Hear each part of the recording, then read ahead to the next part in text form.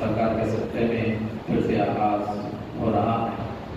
ہمارے مہمان خصوصی ہمارے بیچ جلوہ افروز ہو چکے ہیں۔ میں بارگاہ لوح والی رحمۃ اللہ علیہ کے سجدہ نشین حضرت سید شاہ ہاشم علی خواجہ صاحب سے گزارش کرتا ہوں بیٹھ پر تشریف لائیں اور امام حسین علیہ السلام کی کچھ اشیاء کچھ کے ہمارے بیچ ڈالیں۔ حضرت کا استقبال نعرہ تکبیر سے کرے، نعرہ تکبیر، نعرہ رسالت، نعرہ رسالت۔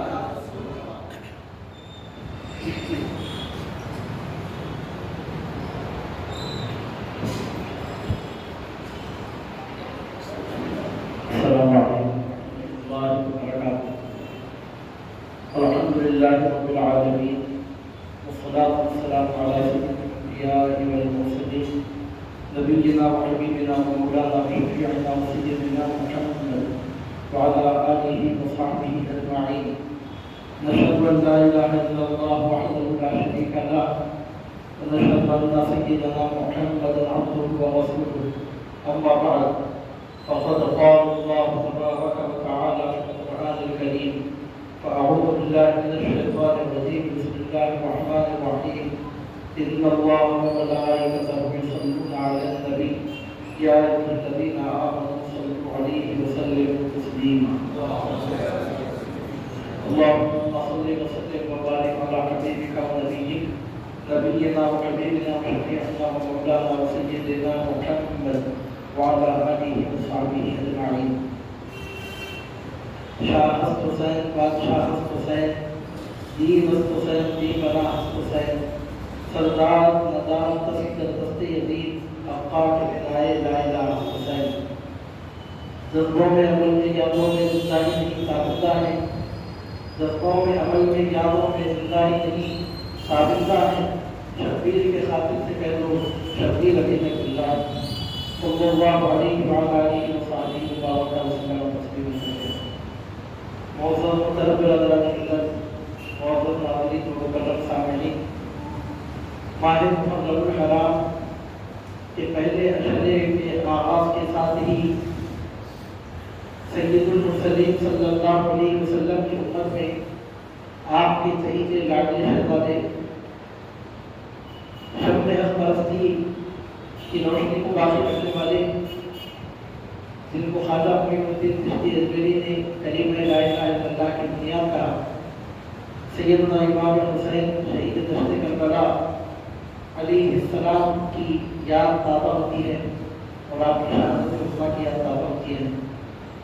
اور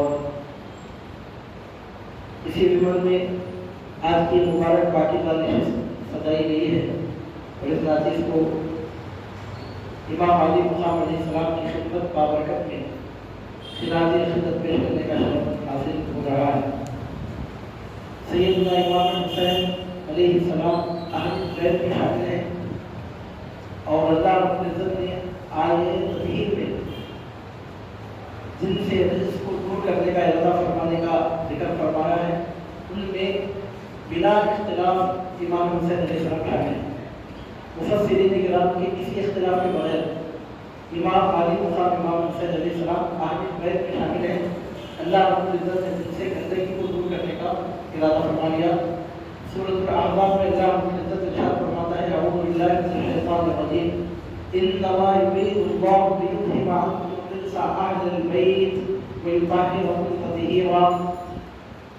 بات تو یہی ہے اے نبی کے گھر والوں، اللہ نے ارادہ فرما لیا کہ تم سے گندگی کو دور کر کے تمہیں خوب پاک ستھرا فرما لیا۔ اللہ نے ارادہ فرما لیا اے نبی کے گھر والوں کہ تم سے رجس کو دور فرما دے، لیذھب عنکم الرجس۔ اللہ چاہتا ہے کہ تم سے رجس کو دور فرما دے، گندگی کو دور فرما دے اور تمہیں خوب پاک ستھرا فرما دے۔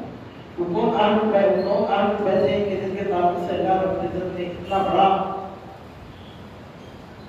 وعدہ فرمایا اور ایسی عظیم ان کی شان بیان فرمائی۔ ان اہل بیت سے مراد کون ہے؟ تو تفسیر میں کے بغیر تمام مفسرین کرام کے اجماع کے مطابق اس میں نہ شیعہ کا اختلاف ہے نہ سنی کا نہ کسی اور فرقے کا، 73 کے 73 فرقے جس بات پہ متفق ہیں، تمام امت کا زندہ کا اجماع ہے اس بات پر کہ بلا اختلاف امام علی مقام امام حسین علیہ السلام اہل بیت میں شامل ہیں۔ اس کی وجہ یہ ہے کہ یہ قول کسی مفسر کا نہیں ہے، کسی عالم کا نہیں ہے، کسی کا نظریہ، کسی کی ایڈیالوجی، کسی کا خیال، کسی کی فکر، کسی کا مزاج، کسی کا شوق نہیں ہے۔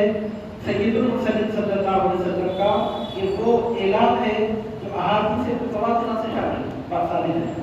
احادیث متواترہ یعنی اتنی کثرت سے احادیث مبارکہ اس تعلق سے ملتی ہیں کہ وہاں شک اور شبہ کی کوئی گنجائش باقی نہیں رہ جاتی۔ سرکار پاک صلی اللہ علیہ وسلم نے آئے تفصیل کے بعد نزول کے بعد سیدہ کائنات شہزادی کونین محبوبہ کائنات سیدتنا فاطمہ الزہرا سلام اللہ علیہا کو اور علی المرتضیٰ بشر شاہد خدا کرم اللہ تعالی رجل کریم علیہ السلام کو سید الشباب اہل الجنہ ریحانۃ النبی سیدنا امام حسن مصطفیٰ علیہ السلام کو اور امام عشق و وفا کرے صدق الرضا امام علی مقام امام محمد حسین بن علی علیہ السلام کو اپنے ساتھ دعا فرما کر چادر اڑا دی اور دعا فرمائی اللہم هؤلاء اہل بیتی، اے اللہ یہ میرے اہل بیت ہیں، ان سے گندگی کو دور فرما کر محبوب پاک کو سچا فرما دے۔ مسلم شریف میں یہ حدیث موجود ہے، اس کے علاوہ کئی احادیث مبارکہ کی کتابوں میں تواتر کے ساتھ یہ حدیث پاک ہوئی۔ اہل بیت جس کو کہا جائے اس تعلق سے بالاجماع یہ بات ثابت ہے کہ چار نفوس قدسی ایسے ہیں کہ ان کے اہل بیت میں امت میں کسی کا کوئی اختلاف نہیں ہے۔ چار شخصیات سرکار صلی اللہ علیہ وسلم کے ساتھ اگر ملا کے بات ہوتے ہیں، علی و فاطمہ اور حسن حسین سرکار صلی اللہ علیہ وسلم کے ساتھ ملا کر اگر شمار کریں تو پانچ ہوتے ہیں ملت بعد، اور ان میں امام حسین علیہ السلام شامل ہیں۔ اب ان کے علاوہ اہل سنت و جماعت کا ہمارا یہ نظریہ ہے کہ سرکار صلی اللہ علیہ وسلم کی ازواج مطہرات بھی اہل بیت میں شامل ہیں۔ یہ آپ سے بات ہے تو کوئی فرق نہیں پڑتا۔ اہل بیت کے لفظ میں اور اگر وسعت پیدا کی جائے تو سرکار پاک صلی اللہ علیہ وسلم کی وہ تمام آل سرکار کے وہ تمام آل اس میں شامل ہیں جن کو زکوٰۃ دینا حرام ہے۔ یہ اور بھی مفسرین نے گرام میں نقل کیا ہے، باقاعدہ بعض تفسیر کا ہے، لیکن وہ اہل بیت کی آخری کیٹیگری ہے۔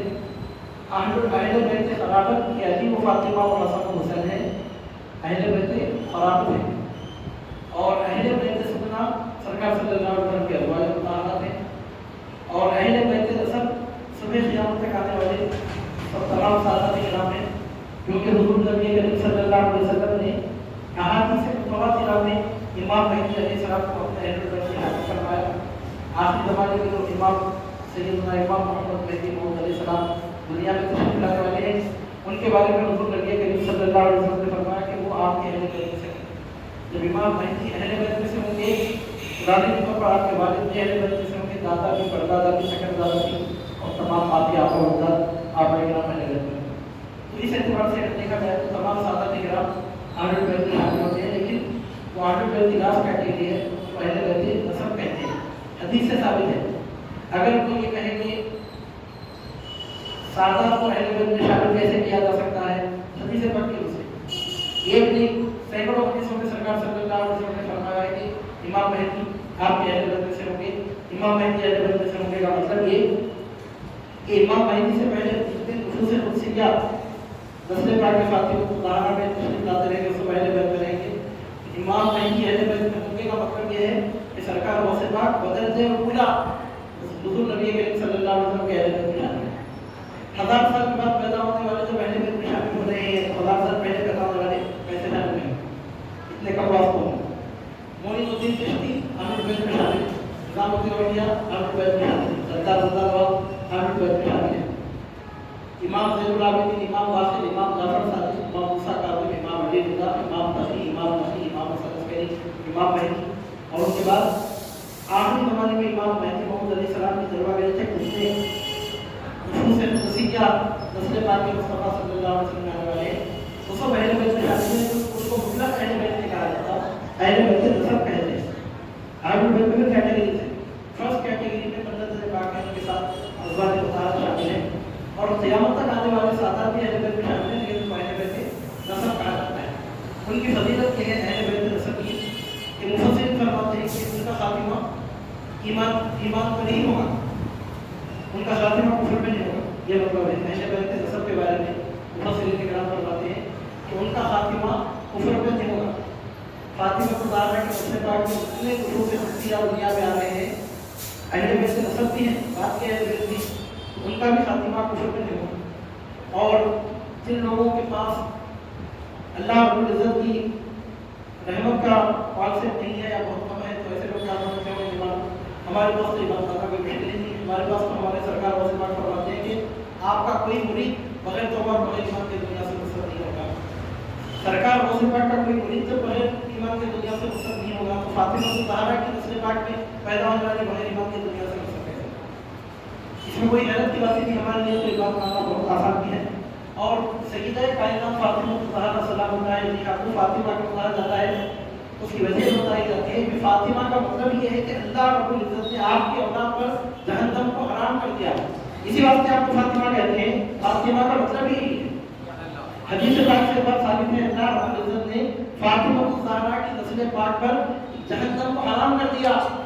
और बादशाह ने फरमाते हैं कि सिर्फ आपकी औलाद पर ही नहीं बल्कि आपसे अक़ीदत रखने वाले और आपसे निस्बत रखने वाले तमाम मुसलमानों पर जहन्नम हराम, आपसे मोहब्बत रखने वाले तमाम मुसलमानों पर जहन्नम हराम है। जहन्नम हराम है का मतलब क्या है? तो इंसान दुनिया में गुनाहगार नहीं होता है, गुनाहों के बाद जहन्नम में जाने का मौका नहीं मिलेगा, या गुनाहों के बावजूद बचेगा, तौबा की तौफीक दे दी जाएगी। हुजूर बड़े पीर सरकार फरमाते हैं लक़द असबतु मिनल्लाहि तआला 70 मौसिक़ा, अल्लाह ताला से मैंने 70 मरतबा इस बात पर अहद लिया, अल्लाह यक़ूल मुरीदी इल्ला अला तौबति वल ईमान, कि मेरा कोई मुरीद बगैर तौबा बगैर ईमान के दुनिया से रुखसत नहीं होगा। फातिमा ज़हरा की मोहब्बत की बुनियाद पर ईमान और तौबा पर खातिमा कैसे होता है, अंजाम कैसे बगैर होता है, इसकी सबसे बड़ी मिसाल सुल्तान बगदाद कुतुबुल औलिया गिरानी बिन गौसे आलम तशरीफ़ रज़ियल्लाहु ताला अन्हु ने फरमाई। अज़ीज़ान मोहतरम, तो अर्ज़ करने की खास बात यह है कि क़यामत तक जितने भी सादात किराम होंगे उनका खातिमा कुफर में नहीं होगा। अगर दुनिया में बदअक़ीदगी की जानिब वो माइल भी हो गए गुनाहों की तरफ, तो अल्लाह रब्बुल इज़्ज़त की ज़ात से यही उम्मीद की जाती है कि मरते वक्त उनको तौबा नसीब हो जाएगी। और हमारे लिए बात मानना बहुत आसान है, गौसे पाक के मुरीदों को जब तौबा नसीब होती है, बगैर तौबा के गौसे आज़म का मुरीद नहीं मर सकता। तो फातिमा ज़हरा की औलाद को अल्लाह रब्बुल इज़्ज़त का तौबा और ईमान के साथ दुनिया से जहन्नम में पहुंचाएगा।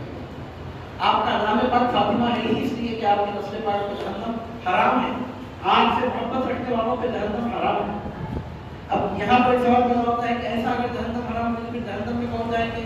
तो फातिमा ज़हरा से मोहब्बत नहीं रखने वाले हो जाएंगे, जो नबी और आले नबी से जिनको ताल्लुक नहीं है वो आबाद करेंगे जहन्नम को आबाद करने के लिए फातिमा ज़हरा अलैहिस्सलाम के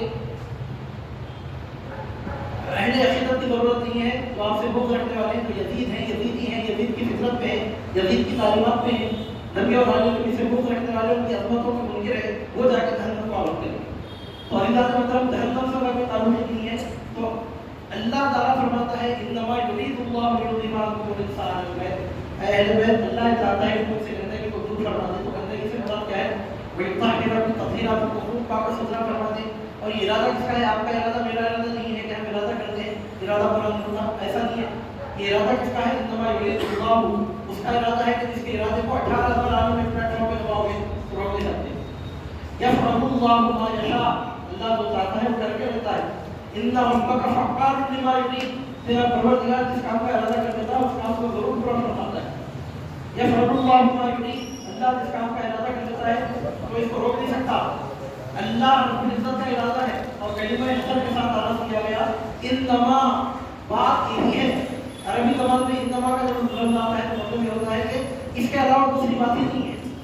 ऐसा नहीं है कि पाक करने का इरादा भी फरमा दिया, कभी कभी पाक नहीं भी फरमाया, छोड़ दिया, ऐसे ही ऐसा नहीं। इन्नमा, बात तो यही है, हर हालत में फातिमा ज़हरा की नस्ल पाक को अल्लाह रब्बुल इज़्ज़त ने पाक करने का इरादा फरमा लिया। जब अल्लाह इरादा फरमा ले तो फिर वो काम होके रहता है, उसका काम कोई हो ही नहीं सकता। इन्नमा युरीदुल्लाह, यहाँ इरादा किसका है? अल्लाह का इरादा है और अल्लाह के इरादे को बदला नहीं कर सकता। और कुरान मजीद की तफसीर जो बयान की जाती है वो अपनी तरफ से हम बयान नहीं कर सकते। कुरान मजीद में कौन से लफ्ज़ का क्या मतलब है ये बयान करने का ना किसी आलिम को है, ना किसी मुफ्ती को, ना किसी स्कॉलर को है, ना किसी फिलोसोफर को, ना किसी माहिर फन को है, ना किसी इल्म फन को, दानिश की उलमा को तो इजाजत है, सहाबा को भी नहीं। सहाबा किराम रज़ियल्लाहु अन्हुम भी अपनी मर्जी से कुरान मजीद की तफसीर बयान नहीं करते। सहाबा किराम भी इवन सहाबा किराम भी कुरान मजीद की तफसीर बयान नहीं कर सकते। कुरान की तफसीर या तो अल्लाह बयान फरमा सकता है, नाज़िल फरमाने वाला, या मुस्तफा बयान फरमा सकते हैं जिस पर कलाम पाक नाज़िल हो। अल्लाह और उसके रसूल के अलावा कुरान मजीद की तफसीर बयान करने का किसी तीसरे शख्स को हासिल ही नहीं। अब तफसीरों की किताबों में अक्सर ये कहा जाता है कि अबू हजरत इब्ने अब्बास ने ऐसा कहा, इब्ने मसूद ने वैसा कहा, इब्ने उमर ने ये कहा, खुदा साहब ने ऐसा कहा, क्योंकि बात ताबीन के नामों से तफसीर बयान की जाती है। हजरत खतादा ने ये कहा, हजरत महमाद ने कहा, हजरत सुद्दी ने ये बयान किया, हजरत इकरमा ने ये बयान किया। अब ताबीन के अखबार बयान करते हैं कसरत से, उसकी वजह यही समझना चाहिए कि जब कोई सीनियर ताबीन कोई कुरान मजीद की तफसीर में कोई बात बयान कर रहे हैं तो यही बात समझी जाती है कि अपने उस्ताद से सुन के बात कर रहे हैं। मिसाल के तौर पे हजरत इकरमा जब भी कुरान मजीद की तफसीर में कोई बात बयान करें तो ये नहीं समझना चाहिए कि अपनी तरफ से बोल रहे हैं। उनको क्या मालूम कि कौन से लफ्ज़ की क्या मुराद है अल्लाह ताला के पास। आलिम मुराद से मालूम तो कर सकता कि कौन से लफ्ज़ की क्या मुराद है। तफसीर कोई अपनी तरफ से कर ही नहीं सकता, सिर्फ कॉपी पेस्ट ही कर सकते हैं, सिर्फ नकल ही कर सकते हैं। तो हजरत इकरमा ने ऐसा कहा तो उसका मतलब क्या समझा जाता है? मतलब उसका यही समझा जाता है कि आप हजरत इब्ने अब्बास से सुन के बोल रहे हैं। ख्वाजा हसन बसरी की तफसीरें मिलती हैं कुरान मजीद में, बल्कि मुफस्सिरीन के पास एक तरीका है कि अगर किसी तफसीर में ये बात आए कि और हसन ने ऐसा कहा, और कौन से हसन है? हसन बसरी, या कौन से हसन में औलाद नहीं है, इतना ही और हसन, इस लफ्ज़ की तफसीर हसन ने बयान की। तो मुफस्सिरीन का ये तरीका है, वो समझ लेते हैं कि ये कौल ख्वाजा हसन बसरी का है। क्यों? इस वास्ते के इतनी कसरत से उनकी तफसीरें लिखी हैं तफसीरों की किताबों में कि मुतलक हसन कहा जाए तो हसन बसरी मुराद होते हैं। और ख्वाजा हसन बसरी का तरीका था कि वो कुरान मजीद की आयतों की तफसीर डायरेक्ट बयान करते थे। यानी वो साहबी नहीं थे, सरकार सल्लल्लाहु अलैहि वसल्लम का नमाज आपको मिला नहीं था, लेकिन खुद बोलते थे कि आयत का ये लफ्ज़ है, इस लफ्ज़ का ये मतलब है, इस आयत का ये मतलब है। तो किसी ने उनसे पूछ लिया कि आप साहबी का नाम दरमियान में लाते ही खुद इरशाद फरमाते थे कि इसका ये मतलब है, इसका ये मतलब आपको कैसे मालूम है? साहबी अगर ये कहें कि हजरत इब्ने अब्बास ये कहते हैं कि इस लफ्ज़ का ये मतलब है, मौला कायनात हज़रत मुस्तफा कहते हैं कि ये आयत का ये मतलब, बात समझ में आती है कि सरकार सल्लल्लाहु अलैहि वसल्लम के साहबी सरकार से सुन के बोल रहे होंगे। और फन्ने उसूल हदीस में ये बात तय है कि कोई साहबी को जब कोई ऐसी बात बयान करते हैं वो अकल से मालूम नहीं हो सकती, तो उसको हुज़ूर सल्लल्लाहु अलैहि वसल्लम से सुन के ही बयान कर रहे होंगे, इस बात पर यकीन रखा जाता है। ऐसी बात जो अकल से नहीं मालूम हो सकती, मसलन कौन सी नमाज में खिलत इमाम जोर से पढ़े, कौन सी खिलत नमाज में इमाम खिलत आहिस्ता पढ़े, अभी अकल से इसका कोई ताल्लुक नहीं है। हुज़ूर नबी करीम सल्लल्लाहु अलैहि वसल्लम के अमल की वहाँ पर इत्तिबा की जाती है, अकल से मालूम होने वाली बात नहीं है। तो जब कोई ऐसी बात साहबी बयान करना है तो अकल से नहीं मालूम हो सकती, तो यही समझा जाता है कि हुज़ूर नबी करीम सल्लल्लाहु अलैहि वसल्लम से सुनकर ही वो बोल रहे हो। यही वजह है कि हदीस का डेफिनेशन क्या है? खुद सिर्फ हुज़ूर नबी करीम सल्लल्लाहु अलैहि वसल्लम के खबर को हदीस नहीं कहते, वो तो हदीस से मालूम है। फन्ने हदीस में साहबी के खबर को भी हदीस कहते हैं, जिनको मालूम नहीं हो हैरत में पड़ जाएंगे कि हदीस तो रसूलुल्लाह सल्लल्लाहु अलैहि वसल्लम के खबर को कहते हैं। आप हदीस की जिस किताब को उठाकर देखेंगे साहबा किराम के अखबार से बनी है वो किताब। तो फन में हदीस सिर्फ सरकार के खबर को नहीं कहते, साहबी के खबर को भी हदीस कहते हैं। अपनी हदीस को हुज़ूर सल्लल्लाहु अलैहि वसल्लम की बात है, जब साहबी कोई ऐसी बात करते हैं तो अकल से मालूम नहीं हो सकती, तो उस साहबी पर यही गुमान रखा जाता है कि वो हुज़ूर सल्लल्लाहु अलैहि वसल्लम से सुन के ही बोल रहे हैं। मनगढ़ंत कोई अपनी तरफ से साहबा भी नहीं बोल सकते, सरकार सल्लल्लाहु अलैहि वसल्लम से सुन के ही बोल रहे हैं। अगर सरकार सल्लल्लाहु अलैहि वसल्लम का तज़किरा किए बगैर भी अगर वो कोई ऐसी बात कहते हैं, मसलन हज़रत इब्ने अब्बास ने कहा कि आठ रुपये से मुराद ये है, तो अब अगर वो ये नहीं भी कहते हैं कि सरकार से सुनकर मैं बोल रहा हूँ, तब भी यही समझा जाता है कि सरकार सल्लल्लाहु अलैहि वसल्लम से सुन के ही बोल रहे हैं। यही वजह है कि साहबी के खबर को भी हदीस कहते हैं। और यही पे बात खत्म नहीं होती, बात सीनियर ताबईन जैसे होते हैं, ताबईन में बात तबक़े उला से ताल्लुक़ रखने वाले बात ऐसे ताबईन के जिनकी ज़िंदगी रसूल पाक सल्लल्लाहु अलैहि वसल्लम के सहाबा के साथ गुज़र गई। उम्र का अक्सर और बेहतर हिस्सा उनका हुज़ूर नबी करीम सल्लल्लाहु अलैहि वसल्लम के सहाबा के साथ गुज़रा। ऐसे ताबईन के इरशादात को भी हदीस कहते हैं। अब आप बोलेंगे कि ताबई का कौल हदीस कैसे बन गया? यही बात समझी जाती है। मसलन फॉर एग्जांपल हज़रत इकरमा ने कहा, तो यही बात समझी जाती है कि हज़रत इकरमा हज़रत इब्ने अब्बास से सुन के बोल रहे हैं, और हज़रत इब्ने अब्बास ऐसी बात बोल रहे हैं तो अकल से मालूम नहीं हो सकती। मसलन कुरान मजीद की आयत की तफसीर, ये आयत का ये मतलब है, ये लफ्ज़ का ये मतलब अल्लाह ताला के पास मुराद है, अकल से मालूम नहीं हो सकता हो। इकरमा ने कहा तो अंडरस्टूड है कि इब्ने अब्बास से सुन के बोल रहे हैं, ابن عباس نے کہا انڈرسٹوڈ ہے کہ رسول پاک صلی اللہ علیہ وسلم سے سن کے بول رہے ہیں. یہی وجہ ہے کہ رسول اللہ صلی اللہ علیہ وسلم کے قول کو بھی حدیث کہا جاتا ہے, صحابی کے قول کو بھی حدیث کہا جاتا ہے, بلکہ تابعی کے قول کو بھی حدیث کہا جاتا ہے. آپ حدیث کی جو کتاب اٹھا کے دیکھیں کہ آپ اس میں تابعی کے ازوان میں ملیں گے. اس کی وجہ یہ ہے کہ جو باتیں اصل سے نماز ہوتی ہے تابعی اپنی طرف سے کر کے جو ڈائریکٹ وہ حدیث ہوتی ہے. فرق کرنے کے لیے کیا کرتے کہتے ہیں, سرکار صلی اللہ علیہ وسلم کا جو ارشاد آتا ہے اس کو حدیث مرفوع کہتے ہیں, اور صحابی کے طور پر بات ختم ہو جائے تو اس کو بھی حدیث کہتے ہیں, لیکن اس کو حدیث موقوف کہتے ہیں. اگر وہ قول تابعی کا ہو اس کو بھی حدیث کہتے ہیں, لیکن حدیث مقطوع کہتے ہیں. حدیث مرفوع بھی حدیث ہے, حدیث موقوف بھی حدیث ہے, حدیث مقطوع بھی حدیث ہے. تو میں جو بات آپ کے سامنے عرض کرنے جا رہا ہوں وہ یہ ہے کہ اللہ رب العزت نے ارادہ فرما لیا کہ اہل بیت سے زندگی کو دور فرما دے. رزق کا لفظ ہے قرآن مجید میں, انما یرید اللہ لیذهب عنکم الرجس اہل البیت ویطہرکم تطہیرا. اللہ نے اس بات کا ارادہ کر لیا اے اہل البیت کہ تم سے رزق کو دور فرما دے. اب رزق سے مراد کیا ہے, رزق کس کو کہتے ہیں, رزق کا مطلب کیا ہے یہاں پر, تو میں اپنی طرف سے نہیں کہہ سکتا. کوئی 100 سال پہلے کا مفسر اپنی طرف سے نہیں کہہ سکتا, 1000 سال پہلے کا مفسر اپنی طرف سے نہیں کہہ سکتا, کوئی تابعی بھی اپنی طرف سے نہیں کہہ سکتے, صحابی بھی اپنی طرف سے نہیں کہہ سکتے, کیونکہ قرآن مجید کے لفظ کا اللہ تعالیٰ کے پاس کیا, اللہ تعالیٰ نے اس لفظ سے کیا مراد لیا ہے, یہ بات اصل سے معلوم نہیں ہے. ڈکشنریوں سے بھی تفصیل میں بیان کی جاتی ہے. عربی زبان کی جتنی ڈکشنریاں ہیں, میں نہیں سمجھتا کہ دنیا میں کسی زبان کی اتنی ڈکشنریاں ہوں گی.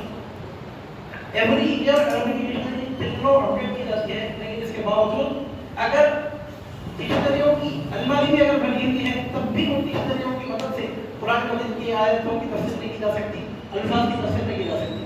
قرآن کی تفسیر ڈکشنری کی مدد سے بھی نہیں کی جا سکتی, سائنس کی مدد سے نہیں کی جا سکتی. قرآن مجید کی تفسیر دلائل کی بنیاد پر, منطق کی بنیاد پر نہیں کی جا سکتی. صرف اور صرف تفسیر منقول ہی ہوتی ہے, نقل کرنے کے سوا کوئی نہیں کر سکتا. عزیزان مطلب صرف اور صرف نقل کی جاتی ہے. تو اب ہم یہ دیکھنا چاہتے ہیں کہ اللہ تعالیٰ نے اہل بیت کے تعلق سے ارادہ فرما لیا کہ ان سے رزق کو دور فرما دے. انما یرید اللہ لیذهب عنکم الرجس اہل البیت. اب اہل بیت سے مراد کون ہے, وہ ٹاپک اب اس کے دائرے میں نہیں جاؤں گا کیونکہ ایک وقت میں یہ بات ہو سکتی ہے. آج بس اتنا میں آپ کے ساتھ عرض کر رہا ہوں کہ اہل البیت میں امام علی مقام امام حسین علیہ السلام شامل ہیں. 100% یہ بات ثابت ہے. اگر کوئی امام حسین علیہ السلام کو اہل بیت میں شامل نہ مانے تو وہ احادیث رسول پاک صلی اللہ علیہ وسلم کا منکر ہے, کیونکہ احادیث متواترہ سے 4 خصوصیت ہیں کہ جن کا اہل بیت میں شامل ہونا بغیر اختلاف کے ثابت ہے. مولا علی المرتضیٰ مشکل کشا شیر خدا, سیدتنا فاطمہ الطاہرہ, امام حسن مصطفیٰ سیدنا امام حسین شہید دشت کربلا علیہ السلام. سرکار صلی اللہ علیہ وسلم کے ساتھ ملا کر 4 خصوصیت ہیں کہ ان کے اہل بیت میں نہیں ہونے پر آج تک کسی نے بات نہیں کی. سب کا یہی عقیدہ ہے کہ اہل بیت میں شامل ہے. خود سرکار صلی اللہ علیہ وسلم نے متواتر حدیث سے یہی بات بیان فرمائی. اب ہم کو دیکھنا ہے کہ امام حسن مصطفیٰ علیہ السلام اہل بیت میں شامل ہیں. یہ 4 خصوصیت ایسے ہیں کہ ان کے اہل بیت میں شامل ہونے پر کسی کا کوئی اختلاف ہی نہیں ہے. بغیر مقام اور کے 73 فرقوں میں آج تک کسی نے اختلاف نہیں کیا. یہ وہاں بھی تو جمعہ 8 دن کی پیدائش 100 سے 150 سال ان کے پورے نہیں ہوئے. جو ہمارا قدیم حدیث ہے اہل تشیع, اور آپ دیکھیں گے کہ آج تک اہل سنت اور درمیان میں جتنے فرقے آگے چلے گئے آج تک کسی نے نہ معتزلہ نہ خوارج تک کسی فرقے نے آج تک ان 4 خصوصیات کے بارے میں یہ بات ہی نہیں کی کہ وہ اہل بیت میں نہیں ہے. تو 1500 سال کا خلیفہ 1450 سال کا امت کا اجماع اس بات پر کہ مولا کائنات علی المرتضیٰ امام فاطمہ الزہرا امام حسن اور امام حسین اہل بیت میں شامل ہیں بغیر اختلاف. اگر اس کی دلائل تلاش کی جائے تو احادیث مبارکہ میں سینکڑوں حدیثیں ملتی ہیں, لیکن وہ آج ٹاپک نہیں ہے. اس واسطے کو چھوڑ کے اب اس کا جو دوسرا حصہ ہے اس تعلق سے گفتگو کرنے جا رہا ہوں. اللہ تعالیٰ فرماتا ہے اللہ نے اس بات کا ارادہ کر لیا اے اہل بیت کہ تم سے رجس کو دور فرما دے. یذهب عنکم الرجس. اب رجس کا مطلب کیا ہے, تو یہ تو قرآن مجید کا لفظ ہے. ڈکشنری کی بنیاد پر اس کا ترجمہ تو کیا جا سکتا ہے, تفسیر نہیں کی جا سکتی. تفسیر تو صرف اور صرف منقول ہی ہو سکتی ہے, سوائے نقل کرنے کے دنیا میں کوئی تفسیر اس کی بیان کر نہیں سکتا. چنانچہ میں آپ کے سامنے کیا کر رہا ہوں کہ علامہ ابوالفضل عبدالرحمن ابن الجوزی رحمہ اللہ کی تفسیر کے حوالے سے آپ کے سامنے پیش کرنے جا رہا ہوں کہ اس کا مطلب مفسرین کرام نے کیا کیا ہے. علامہ عبدالرحمن ابن الجوزی رحمہ اللہ 597 سے ہجری میں آپ کا وصال ہوا. 597 سنچری میں آپ کا انتقال ہوا. قریب 800 ساڑھے 800 سال پہلے کے بزرگ ہیں. اور یہ ایسے بزرگ ہیں کہ علماء اہل الحدیث بھی ان کو بہت بڑا عالم مانتے ہیں. اور ہمارے لیے ان کی شخصیت کا اٹریکشن یہ ہے کہ وہ ہمارے سرکار حضور بلال الدین غوث الارواح قطب الاقطاب فرد الاحباب امام الزمان شیخ الامت المحمدیہ شیخ عبد القادر الجیلانی الحسنی الحسینی رضی اللہ تعالیٰ عنہ و ارضاہ عنا کی خدمت بابرکت میں بپا بندی تشریف لایا کرتے ہیں. اسلامی لٹریچر اگر آپ دیکھیں گے تو ایسی نادر و نایاب کتابیں کی ہم کو ملتی ہیں کہ جو بے مثال لاجواب ہیں. شاہکار کتابیں انہوں نے تصنیف فرمائی ہے. علم و فن کی دنیا کی آبرو کا نام علامہ عبد الرحمن ابن الجوزی ہے. علامہ ابو الفرج عبد الرحمن ابن الجوزی رحمہ اللہ کی کتاب ہے جمع الاقوال قرآن مجید کی آیتوں کی تفسیروں میں مفسرین نے جو ارشادات فرمائے اس کو انہوں نے جمع فرمایا ہے. اس میں سے میں آپ کے ساتھ پیش کر رہا ہوں تاکہ اس جلسے یاد حسین میں آپ کو پتہ چلے کہ امام حسین علیہ السلام کس عظیم شخصیت کا نام ہے.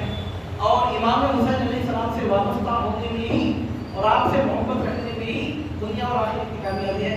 اگر آپ کی محبت سے کوئی محبت پہ جائے اس کے ایمان میں نقص ہے, اس کے ایمان کی تکمیل نہیں ہو سکتی جب تک کہ وہ آپ سے محبت کرنے والا لگ جائے. عزیزان محترم, کیونکہ وہ اہل بیت میں شامل ہے اور اہل بیت کی محبت امت پہ واجب قرار دی گئی ہے. اب اللہ تعالیٰ فرماتا ہے کہ انما یرید اللہ لیذہب عنکم الرجس, اللہ نے ارادہ کیا کہ ان سے رزق کو دور کر دے. کیا مطلب ہے اس کا؟ اب میں اپنی طرف سے ایک بات بھی بول رہا ہوں. علامہ عبد الرحمن ابن الجوزی رحمہ اللہ کی تفسیر سے اس کی تفسیر بیان کر رہا ہوں. وہ بھی اپنی طرف سے کہنے بات سنیں گے. جو تفسیر وہ بیان کر رہے ہیں خود فرما دیتے ہیں یہ تفسیر ہے, یہ تفسیر فلاں صحابی سے منقول ہے یا فلاں تابعی سے منقول ہے. اب اگر صحابی سے منقول ہے تو صحابی کی طرف منسوخ نہیں ہے. ابھی میں نے آپ کے سامنے رکھ دیا صحابی کو ایسی بات کرے جو عقل سے معلوم نہیں ہو سکتی تو حضور صلی اللہ علیہ وسلم کی تعلیمات کے مطابق ہے. تابعی اگر کہتے ہیں تو صحابی سے سن کے کہتے ہیں. اب اس بات کو پیش نظر رکھے. اب آپ سنیے, اللہ رب العزت نے اہل بیت سے اس کو دور کرنے کا ارادہ فرما لیا. اب اہل بیت کی فرسٹ کیٹیگری کے اعتبار سے بھی اگر دیکھا جائے تو علی و فاطمہ و حسن و حسین علیہ السلام کے حوالے سے ہماری گفتگو ہو رہی ہے. یزید پلید مردود نے جو ٹکرایا تھا, کس سے ٹکرایا تھا؟ امام حسین علیہ السلام سے ٹکرایا تھا, جو اہل بیت میں شامل ہے. اہل بیت سے تو اللہ تعالیٰ نے گندگی کو دور کرنے کا ارادہ فرما لیا, گناہ کو دور کرنے کا ارادہ فرما لیا. تو گناہ یا گندگی یا کیا کہنا چاہیے کہ حق سے انحراف, حق سے ہٹنا یہاں تو نہیں ہو سکتا, کیونکہ امام حسین علیہ السلام اہل بیت میں شامل ہیں. سے تو اللہ تعالیٰ نے گندگی کو دور کرنے کا ارادہ فرما لیا. لہٰذا لا محالہ اب جو آپ سے ٹکرائے گا باطل پر وہی ہوگا, حق سے انحراف وہی کر رہا ہوگا اور گناہ کی طرف وہی جا رہا ہوگا, خطا کی طرف وہی جا رہا ہوگا. یہ بات آپ کو سمجھ میں آئے گی. تو علامہ ابو الفرج عبد الرحمن ابن الجوزی رحمہ اللہ المتوفى 597 سن ہجری اپنی کتاب جمع الاقوال میں لکھتے ہیں بسم اللہ الرحمن الرحیم قوله تعالی انما يريد الله ليذهب عنكم الرجس وفيه للمفسرين 5 اقوال احدها الشرك قاله الحسن والثاني الاسم قاله السدي والثالث الشيطان قاله ابن يزيد والرابع الشك والخامس المعاصي حكاهما الماوردي.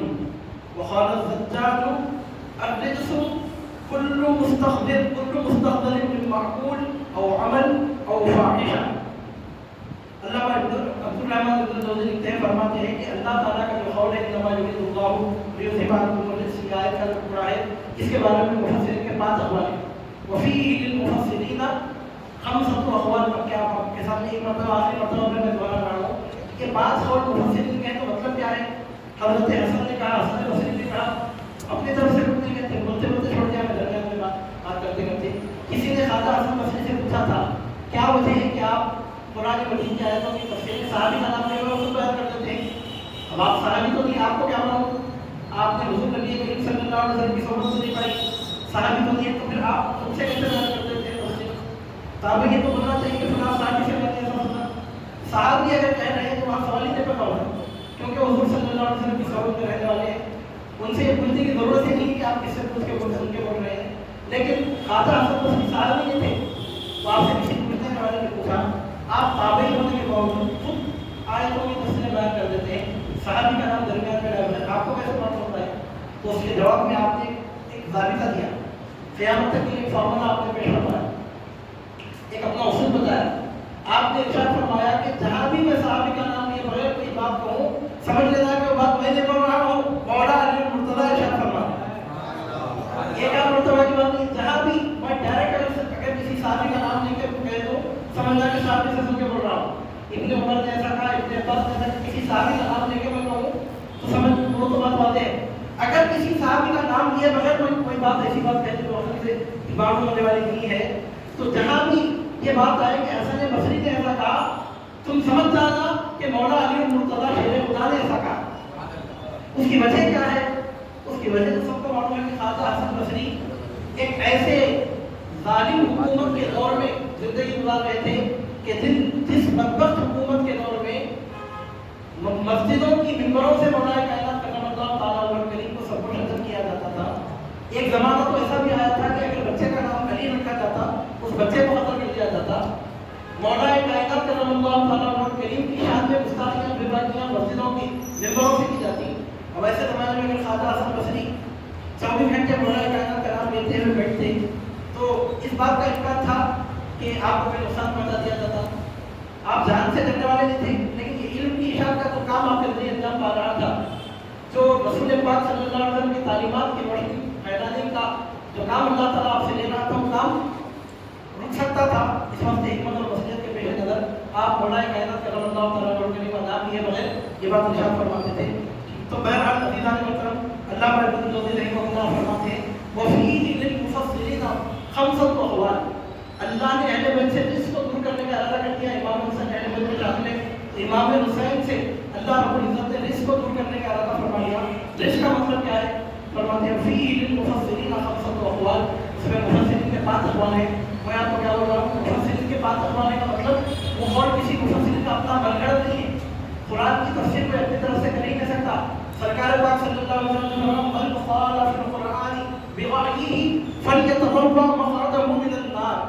بخاری شریف میں بھی حدیث موجود ہے. سرکار فرماتے ہیں کہ اگر کوئی قرآن میں اپنی رائے سے کچھ کہے اسے چاہیے کہ اپنا ٹھکانہ جہنم میں بنائے. مزید آپ نے ارشاد فرمایا من قال فی القرآن بغیرہ فاصاب فقد اخطأ. اگر کسی نے قرآن میں اپنی رائے سے کچھ کہا اس نے ٹھیک کہا تب بھی اس نے غلطی. یہ کیا بات ہے؟ اس نے ٹھیک کہا پھر بھی غلطی کی. ٹھیک بات بولنے والا غلطی پر کیسے ہو سکتا ہے؟ مطلب یہ کہ اتفاق سے اگر اس کی بات صحیح نہیں نکل گئی تو جو پروسیجر اس نے اختیار کیا وہ پروسیجر غلط ہونے کی وجہ سے جو طرز عمل اس نے اختیار کیا اس طرز عمل کی وجہ سے وہ غلطی کر. اگر بات صحیح بھی ہے بائی چانس اگر بات صحیح بھی نکل گئی تو جس طرز عمل کو اس نے اختیار کیا ہے وہ صحیح بات بولنے کے لیے چونکہ وہ طرز عمل غلط تھا اس وجہ سے وہ غلطی کر. من قال فی القرآن بغیرہ فاصاب من قال فی القرآن بغیرہ فاصاب فقد اخطأ. اگر کوئی قرآن میں اپنی رائے سے کہے اگر اس نے صحیح بھی کہا تب بھی اس نے غلطی, اس کا طرز عمل غلط ہے. تو اس میں مفسرین کے 5 اقوال کا مطلب کیا نکلا؟ مفسرین کا قول اپنی طرف سے نہیں ہوتا. اب آپ یہاں پہ سن رہے ہیں خواجہ حسن بصری نے ایسا کہا. آپ کو ارشاد فرماتے ہیں جب بھی میں صحابی کا نام لے بڑے کچھ کہوں سمجھ لینا کہ مولا کائنات کا ارشاد ہے. دوسرا قول ہے حضرت صدیق نے ایسا کہا. تیسرا قول ہے حضرت ابن یزید نے ایسا کہا. چوتھا اور 5واں قول ہے حضرت ماوردی نے ایسا کہا. پھر رزق کی تعریف کرتے ہوئے سجاد کا قول یہاں پہ لا رہے ہیں. خیر وہ لکھنے والے ہیں سجاد کو, لیکن پہلے کے جو نام لے رہے ہیں خواجہ حسن بصری کا, حضرت ابن زید کا, حضرت صدیق کا, حضرت ماوردی کا, ابھی جو نام لے رہے ہیں یہ لوگ اپنی طرف سے کوئی بات بولنے والے نہیں ہیں. یہ تابعین سے سن کے بولتے ہیں, تابعین صحابہ سے صرف نقل کر سکتے ہیں. انہوں نے آپ کے سامنے نقل کرنے کے سوا کوئی کچھ نہیں کر سکتا. قرآن مجید کی آیت ہوگی تفسیروں کے بارے میں. اب آخر بات اور سن لیجیے اس کی وضاحت سمجھنے سے پہلے. اب ایک آیت کی ایک تفسیر ہے بس سمجھ میں آ سکتی ہے. یہ آیت ہے اس کی تفسیر, یہ بات بات ہے. اگر کسی آیت کی 2 تفسیریں ہیں تو کون سی تفسیر صحیح ہے؟ اس میں سے 3 تفسیریں ہیں تو 3 تفسیروں میں سے کون سی تفسیر ثابت ہے؟ 4 تفسیریں ہیں تو کون سی تفسیر قابل قبول ہے؟ اب مثال کے طور پہ یہاں وفیہ للمفسرین خمسۃ اقوال, مفسرین کے 5 اقوال ہیں, 5 تفسیریں بیان کرنے والے ہیں.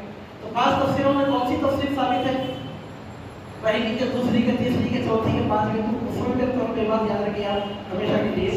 جب قرآن مجید کی آیت کی 1 سے زائد تفسیریں منقول ہوتی ہیں, حضور نبی کریم صلی اللہ علیہ وسلم سے منقول ہوتی ہیں, جب قرآن مجید کی آیتوں کی 1 سے زائد تفسیریں آتی ہیں ہر تفسیر قابل قبول ہے. 2 تفسیریں کا مطلب یہ کہ پہلی تفسیر قابل قبول ہے, دوسری تفسیر قابل قبول نہیں, ایسا نہیں ہے. 3 تفسیریں کا مطلب یہ کہ ایک تفسیر لے کے بقیہ 2 تفسیروں کو چھوڑ دیجیے, یہ مطلب نہیں. ایک آیت کی اگر 5 تفسیریں ہیں تو 5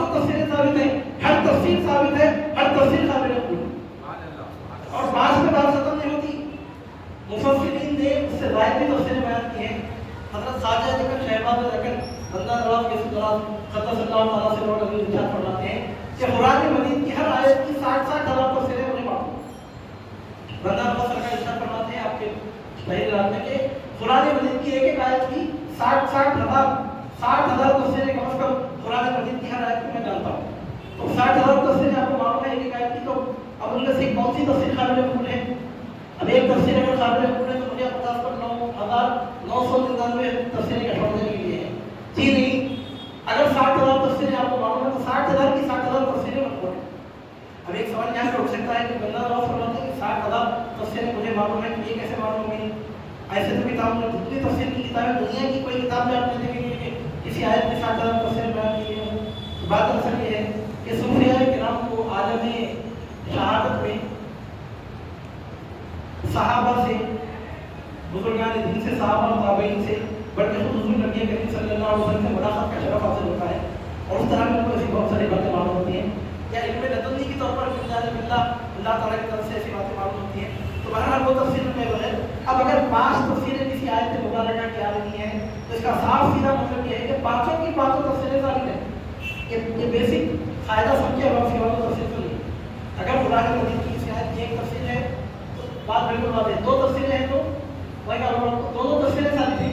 ایسا نہیں کہ ایک تفسیر قابل قبول ہے تو دوسری قابل قبول نہیں, ایسا نہیں ہے. دونوں تفسیریں قابل ہیں, قابل قبول ہے. 3 ہے تو 3 بھی قابل قبول ہے, 4 ہے تو 4 بھی ثابت ہے, 5 ہے تو ہر تفسیر ثابت ہے. اگر اس سے زیادہ ہے تو ہر تفسیر وہ بھی ثابت ہے. تو اللہ تعالیٰ فرماتا ہے کہ اہل بیت سے گندگی کو دور فرما دے. اور امام حسین علیہ السلام 100% 73 فرقوں کے پاس بھی آتے ہیں کہ تو بلا اختلاف امام حسین علیہ السلام اہل بیت میں شامل ہیں. اور اللہ تعالیٰ فرماتا ہے کہ اہل بیت سے گندگی کو اس نے دور کرنے کا ارادہ فرما لیا. تو اس سے مراد کیا ہے؟ علامہ ابو الفضل عبدالرحمن ابن الجوزی رحمہ اللہ فرماتے ہیں قوله تعالی انما يريد الله ليذهب عنكم الرجس وفيه للمفسرين 5 اقوال. اللہ تعالیٰ کے ارشاد انما يريد الله ليذهب عنكم الرجس کے بارے میں, رجس کے لفظ کے بارے میں مفسرین کے 5 اقوال ہیں. کیا مطلب؟ پہلا قول کیا ہے؟ فرماتے ہیں احدها الشرك قال ابن حسن. سب سے پہلا قول یہ ہے کہ رجس سے مراد شرک ہے اور یہ قول حضرت حسن کا ہے, یعنی خواجہ حسن بصری کا ہے. یعنی مولا کائنات مطلب انڈائریکٹ آپ نے خود اٹھا دیا کے مطابق وہ قول مولا کائنات علی المرتضیٰ کرم اللہ تعالیٰ عنہ کا ہے. اللہ تعالیٰ فرماتا ہے کہ اہل بیت سے اللہ کی گندگی کو دور کرنے کا ارادہ فرما لیا, اور اللہ سے ارادہ کرنے تو اللہ مختلف ہو کے رہتا ہے. اللہ نے ارادہ فرما لیا اہل بیت سے اس کو دور کرنے کا پہلا مطلب کیا ہے؟ فرماتے ہیں احدها الشرک. اس کا پہلا مطلب ہے, پہلی تفسیر اس لفظ کی ہے کہ اللہ نے اہل بیت کو شرک سے پاک کرنے کا وعدہ فرما لیا. شرک کس سے ہے؟ شرک از قبیل کفر ہے. شرک کفر کے اقسام میں سے قسم ہے. تو مطلب یہ نکلتا ہے کہ اہل بیت سے کفر اور شرک نہیں ہو سکتا. کیا مطلب ہے اس کا؟ اس کا مطلب یہ ہے کہ دوسرے لوگوں کے لیے ممکن ہے کہ وہ ایمان لانے کے بعد ایمان سے پھر جائے, ایمان لانے کے بعد پھر کافر ہو جائے, ایمان لانے کے بعد مرتد ہو جائے. دوسرے لوگوں کے لیے بات ممکن ہے, اور اہل بیت کے لیے ممکن ہی نہیں کہ وہ ایمان کہ وہ شرک کی طرف جائے, ممکن ہی نہیں. اب کوئی ہاف نالج آدھا کھڑا یہ بول سکتا ہے کہ وہ تو پیغمبروں کی تعریف ہے کہ وہ معصوم ہوتے ہیں, یہ بھی تو معصوم ہو گئے پھر. تو عزیزان محترم, یہاں پر حفظ مراتب کا فرق رکھتے ہوئے لفظ معصوم لے جایا جاتا ہے. انبیاء کرام کفر سے معصوم ہیں, اور محمد رسول اللہ کے گھرانے کی شان یہ ہے کہ وہ کفر سے محفوظ ہیں. لفظ معصوم لے جایا جا رہا ہے مراتب کا فرق کرنے کے لیے. اگر کوئی عقل مند یہ کہتے ہیں کہ معجزے تو انبیاء سے ظاہر ہوتے ہیں, انبیاء سے اولیاء سے بھی اگر کرامت ظاہر ہونے لگ جائے تو پھر نبی اور امتی میں فرق کیا ہے؟ عیسیٰ علیہ السلام نے بھی مردوں کو زندہ کیا, عبد القادر گیلانی نے بھی مردوں کو زندہ کیا, پھر نبی میں امتی میں فرق کیا رہ گیا؟ بات اصل یہ ہے کہ عیسیٰ علیہ السلام نے اگر مردے کو زندہ کیا تو مرتبے کا فرق رکھنے کے لیے اس کو معجزہ کہتے ہیں. عبد القادر گیلانی نے اگر مردے کو زندہ کیا مرتبے کا فرق باقی رکھنے کے لیے اس کو کرامت کہتے ہیں. الفاظ بدلتے ہیں, حقیقت نہیں بدلتی. موجزے میں بھی مردہ تمہارا دنیا میں زندہ ہو کے واپس آ رہا ہے, کرامت میں بھی مردہ دوبارہ زندہ ہو کے دنیا میں پڑھ کے واپس آ رہا ہے. حقیقت تو وہاں بھی یہی ہے, حقیقت تو یہاں بھی وہی ہے, مراتب کا فرق کرتے ہیں. جیسے معلوم کیا ہو رہا ہے, علی و فاطمہ و حسن و حسین یہ 4 ایسی شخصیتیں ہیں, ان کی مخالفت میں اگر کوئی آ رہا ہے, فار ایگزامپل یزید آ رہا ہے, اس کے لیے یہ بات ممکن ہے کہ وہ گناہ کرے, اس کے لیے یہ بات بھی ممکن ہے کہ پہلے ایمان والا تھا اور اب کافر ہو گیا، کچھ کافروں کے جیسا کام کر کے بعد میں کافر ہو گیا. یہ بات اس مقابلے میں آنے والے کے لیے تو ممکن ہے، لیکن اہل البیت کے لیے یہ بات ممکن ہی نہیں کہ وہ کفر کی طرف جائے، کیونکہ اللہ نے زندگی کو دور کرنے کا ارادہ فرما لیا. اس کا مطلب یہ ہے کہ اللہ رب العزت نے اہل البیت کو شرک سے پاک کرنے کا ارادہ فرما لیا. یہ قول خواجہ حسن بصری کا ہے. اسے معلوم ہوتا ہے کہ ان کے لیے کفر ناممکن ہے. اللہ کا ارادہ ہے، جب اللہ کا ارادہ ہو گیا اب اس کے خلاف کوئی کام کرنا ہو گیا. مثال میں سمجھانے کے لیے آپ کے سامنے عرض کر رہا ہوں. اہل البیت میں 4 نام آتے ہیں. شہزادی کونین کا نام آتا ہے، مولا کائنات کا حسن کریمہ کے نام آتے ہیں. 4 نام ان میں ہم دیکھتے ہیں شہزادی کونین سلام اللہ علیہ نے تو آغاز شکر ہی کے ساتھ بزرگ نبی کریم صلی اللہ علیہ وسلم کو اپنی والد ماجدہ بی بی خدیجہ بنت خویلد کو نماز پڑھتے ہوئے دیکھا، قرآن مجید کی تلاوتوں کا ماحول گھر میں دیکھا. پیدائش کے ساتھ حسن کریمہ کی ولادت تو محمد وحی مدینہ منورہ میں ہوئی. شریعت مطہرہ کی جب تشکیل ہو رہی تھی، جن کے گھر میں قرآن نازل ہو رہا تھا اس گھر میں ان کی پرورش ہے. اب بات باقی رہ جاتی ہے مولا کائنات علی المرتضیٰ کرم اللہ تعالیٰ عنہ کی اعلان نبوت سے 10 سال پہلے آپ کی ولادت مبارک ہوئی. ایک روایت کے مطابق، روایت میں تھوڑا مختلف تاریخ میں اختلاف ہوتا ہے، ایک روایت کے مطابق اعلان نبوت سے 10 سال پہلے آپ کی ولادت مبارک ہوئی. اللہ نے نبی کے گھر والوں کو اہل بیت کو یا اللہ بدل کے آپ نے کہنے تھی کہ اللہ نے علی و فاطمہ و حسن و حسین کو رزق سے پاک کرنے کا ارادہ فرما لیا. جس کی جلوہ گری اس طرح ہوئی. مولا کائنات کرم اللہ تعالیٰ عنہ نے جس ماحول میں آنکھیں کھولی تھی وہاں بت پرستی کا ماحول تھا. مکے کی سرزمین تھی، کعبۃ اللہ شریف میں 300 سال رکھے ہوئے تھے اور بت پرستی کا عام ماحول تھا. چھوٹے بچوں کی عادت کیا ہوتی ہے؟ جو بڑوں کو کرتے ہوئے دیکھتے ہیں خود بھی کر لیتے ہیں. اپنے گھر کے بڑوں کو ڈیلی دیکھیں، سرکار کا کوئی حال الگ ہے نہیں. باہر کا جو ماحول تھا، ظاہر سی بات ہے کہ بچپن سے آپ کعبۃ اللہ شریف کے پاس جاتے آتے رہے ہوں گے. وہاں جا کر جو آپ دیکھتے تھے روزانہ آپ کے گھر کے بالکل قریب 5 سے 10 منٹ کے واقعی ڈسٹینس پر کعبۃ اللہ شریف ہے. بچپن سے آپ لازمی طور پہ یقینی طور پہ وہاں گئے ہوں گے. وہاں کیا ہوتا تھا؟ 24 گھنٹے بچوں کی پوجا ہوتی تھی، لوگ آتے تھے بت پرستی کرتے تھے. ایسے ماحول میں اگر کوئی عام بچہ ہوتا اس کے لیے کوئی مشکل نہیں تھا، کوئی ناممکن نہیں تھا کہ کسی بت کو سجدہ کر دے. لیکن اللہ نے بندہ پاک سے کفر کو دور کر رکھنے کا جو ارادہ فرمایا اس کی جلوہ گری اس طور پہ ہوئی کہ مولا کائنات علی المرتضیٰ کرم اللہ تعالیٰ عنہ کریم کی عمر مبارک 10 سال کی ہونے تک بھی کبھی آپ نے کسی بت کو سجدہ نہیں کیا. 10 سال کی عمر ہوئی تھی. ایسے وہاں پہ 2-4 سال 5 سال کے بعد ہی بڑے لوگوں کو دیکھ کر چھوٹے بچے نشر کرنا شروع کرتے تھے. کوئی حیرت کی بات نہیں ہے. 10 سال کی آپ کی عمر شریف ہوئی لیکن آپ نے کسی بت کو سجدہ نہیں کیا. عزیزان مطلب سوچ جو ہے کھا کے بلی ہنس میں چلی وہ معاملہ بھی اپنی جگہ ہے، لیکن یہاں پر نورانیت کی ایسی جلوہ گری ہے. آنکھ کھولنے کے بعد سے لے کر اعلان نبوت کا زمانہ پانے تک بھی کبھی مولا کائنات کرم اللہ تعالیٰ عنہ نے کسی بت کو سجدہ نہیں کیا. اگر تلاوت کرنا چاہتے ہیں تو آیت تطہیر کی تلاوت کیجیے. اگر پریکٹیکل مثال دیکھنا چاہتے ہیں علی المرتضیٰ کی 10 سال تک کی زندگی تھی کہ اللہ نے کس طرح شرک سے آپ کو دور رکھا اور کفر سے آپ کو دور رکھا. اللہ تعالیٰ فرماتا ہے کہ رزق سے دور رکھنے کا ارادہ کر لیا. اس کا پہلا مطلب یہ ہے کہ شرک سے دور رکھنے کا ارادہ کر لیا.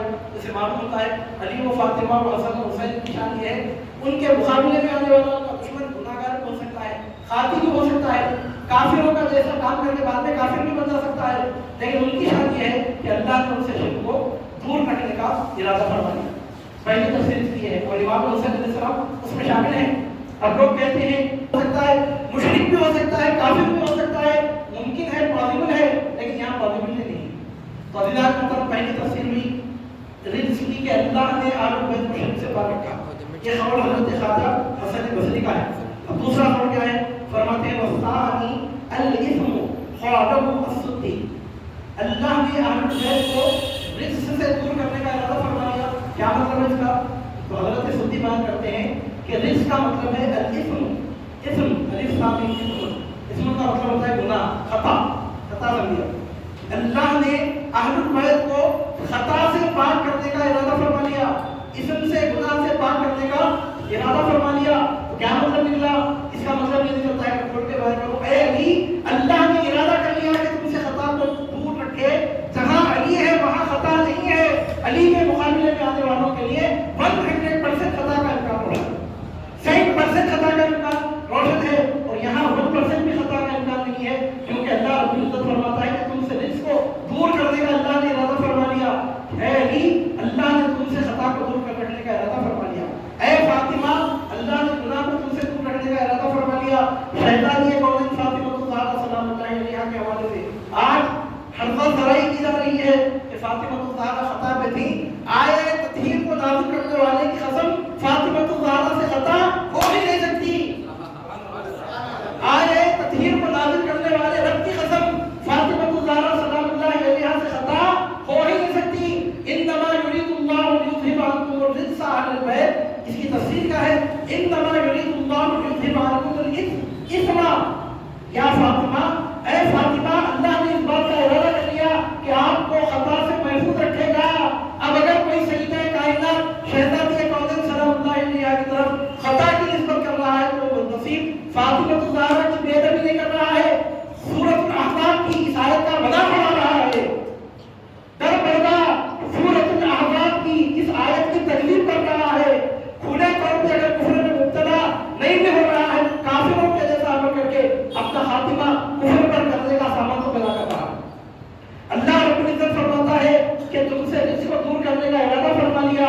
मुफस्सिरीन फरमाते हैं, हज़रत सुद्दी कहते हैं रिज्क का मतलब क्या है?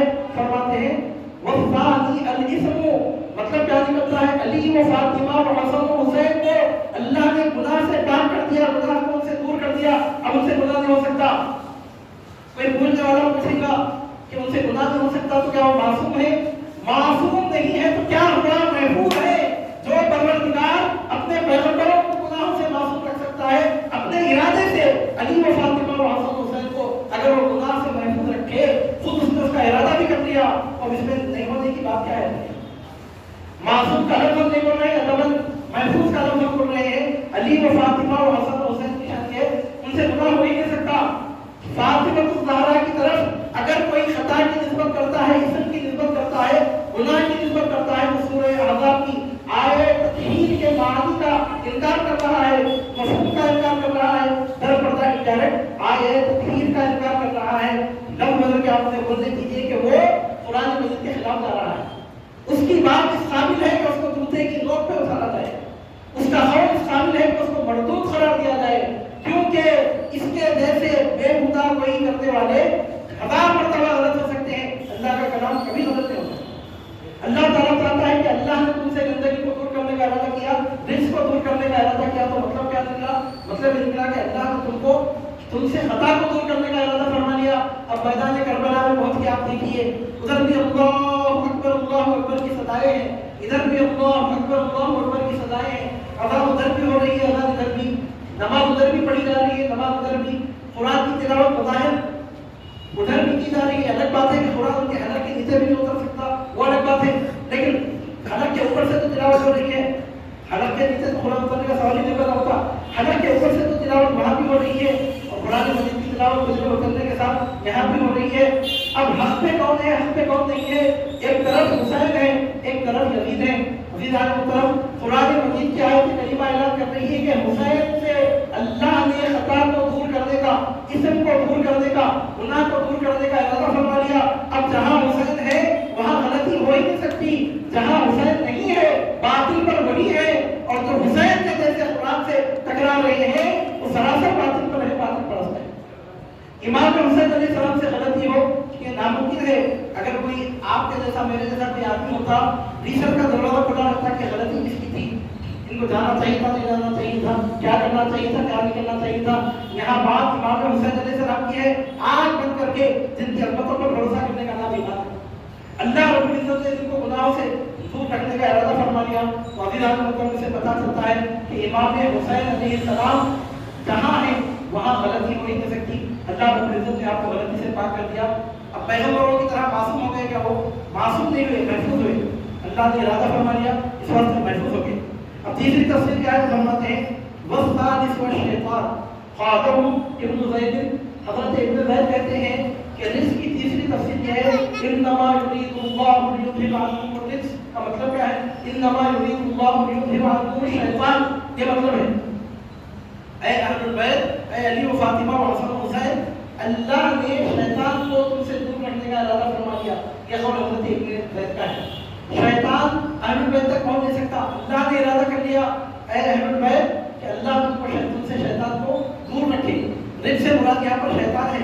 हम देखते हैं कि एक तरफ इमाम अली मुक़ाम अलैहिस्सलाम है, दूसरी तरफ मुखालिफ लश्कर है, शैतान किधर है?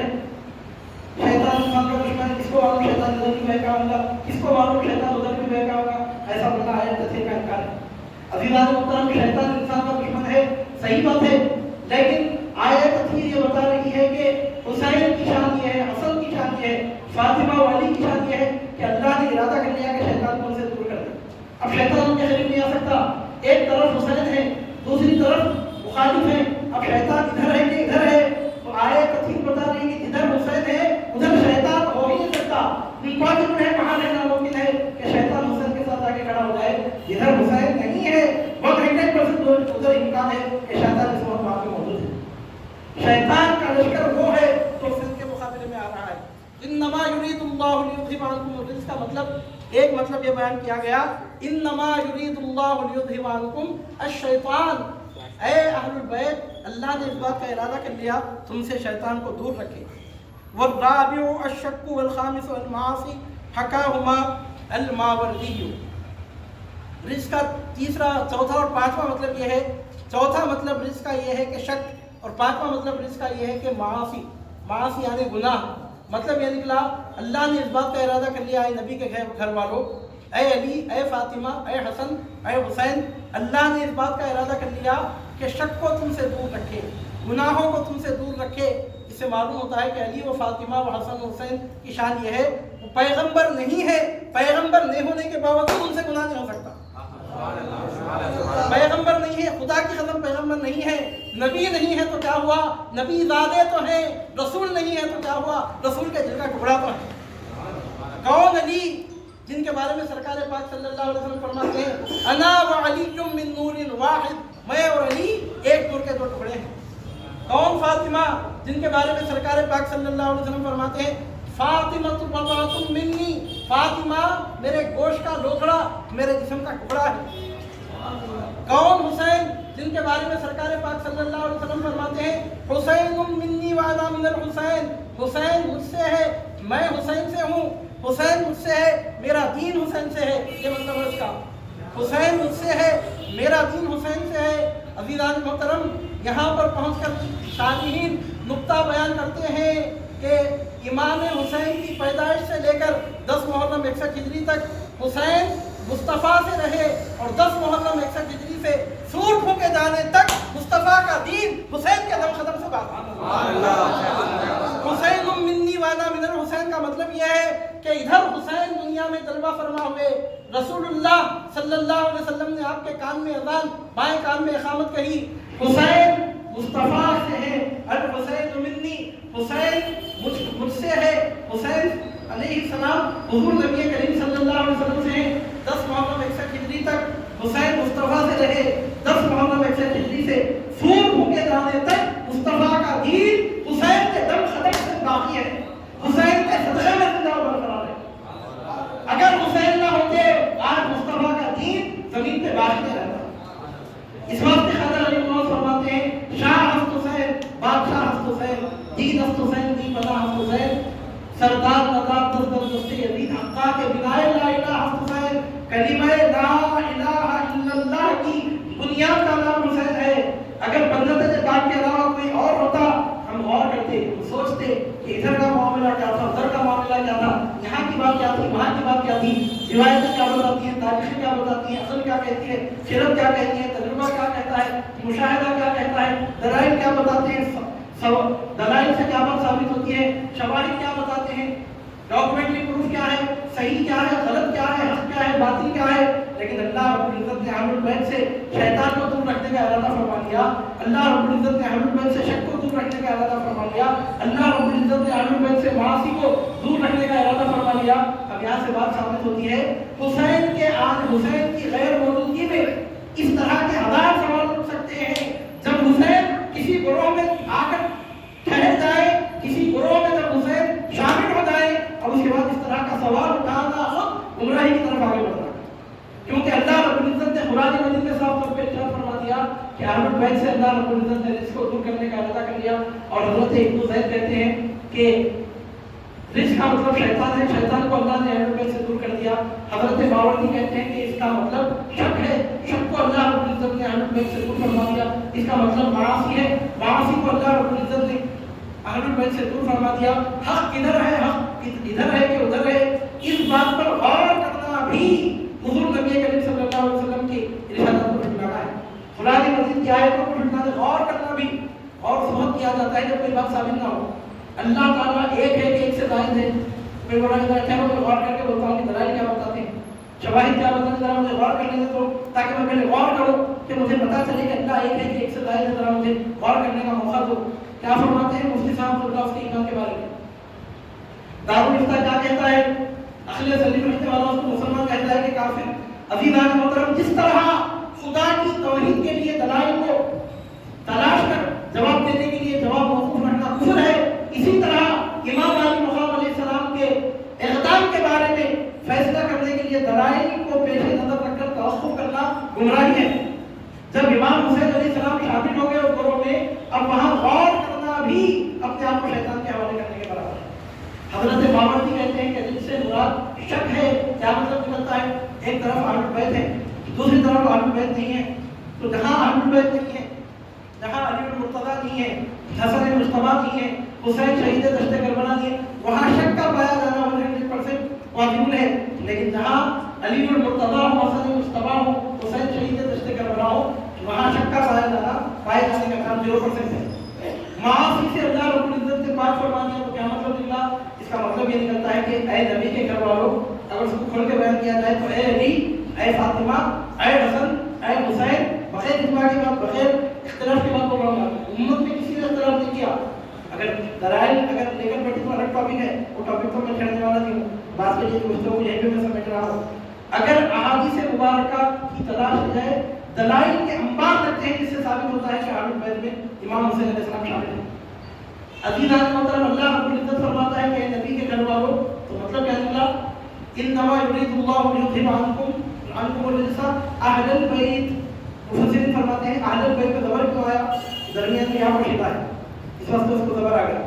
انما یرید اللہ لیذھب عنکم الرجس یا اہل البیت، کیا آیت کو کھول کے اگر بیان کیا جائے، ڈائریکٹ آیت پڑھی جائے انما یرید اللہ لیذھب عنکم الرجس اہل البیت، کھول کے پڑھا جائے تو انما یرید اللہ لیذھب عنکم الرجس یا اہل البیت۔ تفسیر اگر اس تفسیر کو اور پھیلا کے بیان کیا جائے تو انما یرید اللہ لیذھب عنکم الرجس یا علی یا فاطمہ یا حسن یا حسین، انما یرید اللہ لیذھب عنکم الرجس، انما یرید اللہ لیذھب عنکم الشرک والاثم والشیطان والشک والمعاصی۔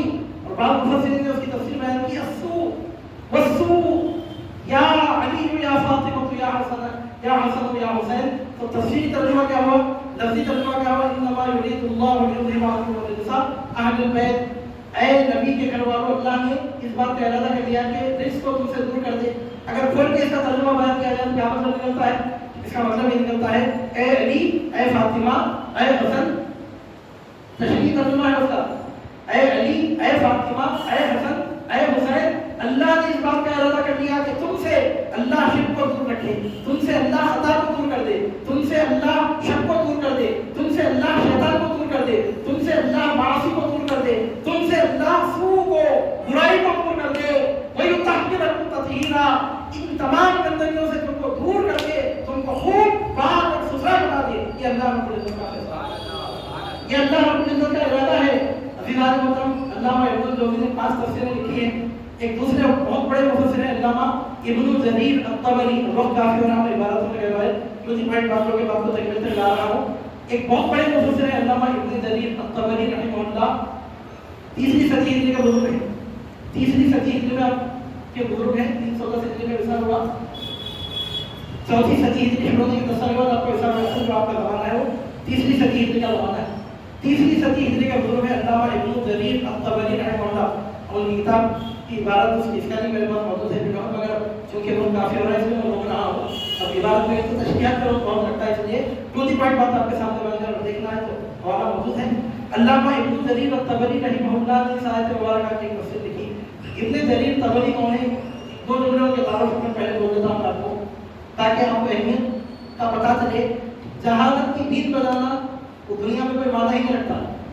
عزیزان محترم، علمی حقائق کی دنیا میں اگر بات کی جائے تو شواہد اپنی جگہ ثابت ہوتے ہیں. علامہ ابن جریر الطبری یہ 30ویں صدی ہجری کے مفسر ہیں. ان کی تفسیر متقدمین نے بھی بڑی وقت کی نظر سے اس سے استفادہ کیا ان کی تفسیر سے. اور میں تعارف کے طور پہ واقعی کے لیے بات درمیان میں عرض کر رہا ہوں. تفسیر ابن کثیر موجودہ دور میں بہت پڑھی جاتی ہے، پڑھائی جاتی ہے، بالخصوص مسلم فرقے کے لوگوں پر. تفسیر ابن کثیر بڑی کثرت سے اس سے استفادہ کرتے ہیں، بالخصوص دوسرے فرقوں کے لوگ. ہمارے پاس تو ہمارے بزرگوں کی طرف بھری ہوئی ہے، ہمارے پاس کوئی محتاجی نہیں ہے، اصل بات میں کیا ہوا مقصود ہے دوسرے فرقوں کے لوگوں کے پاس. ہمارے پاس بھی پڑھتے ہیں تو خیر ایک ایڈیشنل سورس کے طور پر اس کو دیکھتے ہیں تو کوئی خاص بات نہیں ہے. تو تفسیر ابن کثیر کے نام سے تفسیر کی کتاب ہے. فرقہ غیر مقلدین وغیرہ بڑی وقت کی نظر سے اس کو دیکھتے ہیں. ان کے پاس زیادہ مٹیریل ہے نہیں. کیا ہے ان کے پاس؟ ایک بخاری شریف، ایک مسلم شریف، ایک تفسیر ابن کثیر، ایک فتح الباری، 2-4-5 کتابیں چھوڑ دینے کے بعد ان کے پاس کچھ ہے نہیں. ہمارے پاس لاکھوں ہزاروں کتابیں ہمارے پاس. اپنی دان محترم ہمارے پاس ایسی تفسیریں بیان کرنے والے ہیں کہ وہ اگر تفسیریں بیان کرنے لگے تو سامنے سننے والے میں سننے کی کیپیسٹی نہیں ہے. مولانا کائنات فرماتے ہیں اگر چاہوں تو صرف سورہ فاتحہ کی تفسیر رحمہ اللہ 310 ہجری میں آپ کا وصول ہوا. ان کی 2 کتابیں بہت مشہور ہیں. تاریخ میں بھی کتاب مشہور ہے اور کئی کتابیں. ایک تو کیا تفسیر جامع القرآن بہت مشہور ہے. تو خیر ٹھیک ہے، استفادہ کرنا غلط نہیں ہے. میں جب سے 1 گھنٹے کا درس دے رہا ہوں، علامہ ابن جوزی کی کتاب میرے ہاتھ میں تو میں درس دے سکتا ہوں، میں کیسے دے سکتا ہوں. استفادہ کرنا غلط نہیں ہے، وہ تو ہوگا ہی ہے. تفسیر میں تو سوائے نقل کرنے میں کوئی کر نہیں سکتا. لیکن یہاں پر کمی یہ ہے، ایک خراب بات یہ ہے کہ ابن کثیر نے ان کا حوالہ نہیں دیا. حوالہ دیا بغیر ان کے تمام مضامین اور مثال کے طور پہ اب میں نے آپ کے سامنے 1 گھنٹے کا درس دیا علامہ ابن جوزی کی کتاب سامنے رکھا.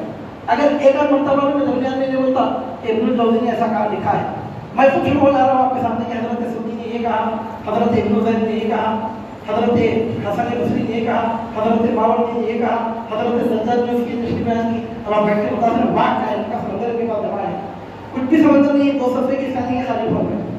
تو عزیزان میں اس سے آپ سمجھے اندازہ لگانی ہے. علامہ ابن کثیر نے جو کچھ میٹیریل دیا ہے اپنی کتاب میں، اکثر و بیشتر میٹیریل علامہ ابن جریر طبری کی کتاب میں حوالہ نہیں دیا. اب یہ عقل مند بغلے بجا رہے ہیں کہ جب ہمارے پاس کتنا ہے وہ ہمارے پاس کتنا ہے. اب آج کا زمانہ تو کمپیوٹر زمانہ ہے، ہر چیز دودھ کا دودھ پانی کا پانی ہو کے سامنے آ رہی ہے. اب آج کے دور میں اگر دیکھا جا رہا ہے تو پتہ چل رہا ہے کہ ابن کثیر کے پاس جو کچھ ہے وہ ابن جریر طبری کا چربہ ہے. اور علامہ ابن جریر طبری نے اس آیت مبارکہ کی تفسیر میں ایک لفظ اور لکھا ہے، وہ میں آپ کے سامنے عرض کر رہا تھا. علامہ یہ خبر بیان کر کے میں بات کو تکمیل کی طرف لا رہا ہوں. علامہ ابن جریر طبری رحمہ اللہ نے اب جس کی تفسیر بیان کرتے ہیں کہ اس کا اور اضافہ فرمایا. اضافہ فرمایا کہ اپنی طرف سے نہیں، اپنی طرف سے گڑھ کے نہیں. اب میں عبارت نہیں پڑھ رہا ہوں، وہ کافی ہے سب نہیں پڑھ رہا ہوں. اب اس لیے وہ پوری تفسیر سامنے نہیں. دوسری پوائنٹ اس کا خلاصہ یہ ہے کہ رزق کا ایک مطلب یہ نکلتا ہے سو عربی میں کس کو کہتے ہیں؟ سو کا مطلب ہوتا ہے ہر ایسا کام کہ جو برا سمجھا جائے، ہر ایسی بات جو بری سمجھی جائے. سو کا مطلب برائی، وہ قول کی برائی بھی ہو سکتی ہے، عمل کی برائی بھی ہو سکتی ہے. اگر کوئی کسی کو گالی دے رہا ہے تو سو ہے، کوئی کسی کو قتل کر رہا ہے تو سو ہے، کوئی کسی کو چوری کر رہا ہے سو ہے، کوئی کسی کی غیبت کر رہا ہے تو سو ہے، کوئی کسی کا دل شکنی کر رہا ہے تو سو ہے، کوئی کسی کا مال ہڑپ کر رہا ہے تو سو ہے. قول سے، عمل سے جو بھی برائی ہو، جھوٹ بول رہا ہے تو سو ہے. جو بھی قول و عمل کی برائی ہے اس کو سو کہتے ہیں. اور انما یرید اللہ لیذهب عنکم الرجس کی تفسیر بیان کی گئی، انما یرید اللہ لیذهب عنکم السوء اہل البیت یا اہل البیت یا علی یا فاطمہ یا حسن یا حسین. مطلب یہ کہ اے علی، اے فاطمہ، اے حسن، اے حسین، اللہ رب العزت نے اس بات کا ارادہ کر لیا کہ تم سے رزق کو دور رکھے، مطلب تم سے سوء کو دور رکھے، تم سے برائی کو دور رکھے. کوئی قسم کی کوئی برائی تمہارے پاس آئی نہیں ہے. تو عزیزان مطلب سے معلوم یہ ہوتا ہے کہ امام حسین علیہ السلام نے جب کوئی اقدام فرمایا، آپ نے جب کوئی ڈیسیجن لیا، اور اس کے بعد میں اس پہ تحقیق کرتے بیٹھ رہا ہے، تحقیق کرنے والا تحقیق نہیں کر رہا ہے، اپنا منہ کالا کر رہا ہے، اپنے لیے جہنم میں جانے کا راستہ بنا رہا ہے. کیونکہ جہاں حسین ہے وہاں شرک نہیں ہے، جہاں حسین ہے وہاں اسم اور خطا نہیں ہے، جہاں حسین ہے وہاں شیطان نہیں ہے، جہاں حسین ہے وہاں شک نہیں ہے، جہاں حسین ہے وہاں معاصی نہیں ہے، جہاں حسین ہے وہاں سو برائی نہیں ہے. اب ایسی جگہ اگر کوئی برائی تلاش کرتے بیٹھے، غور و فکر کرنا آتا ہے کہ کہیں کہ ذرا مجھے سوچتے ہو. بدنصیب کی مثال ایسی ہے، کوئی کسی سے پوچھ رہا ہے کہ کیا محمد عربی اللہ کے رسول ہے؟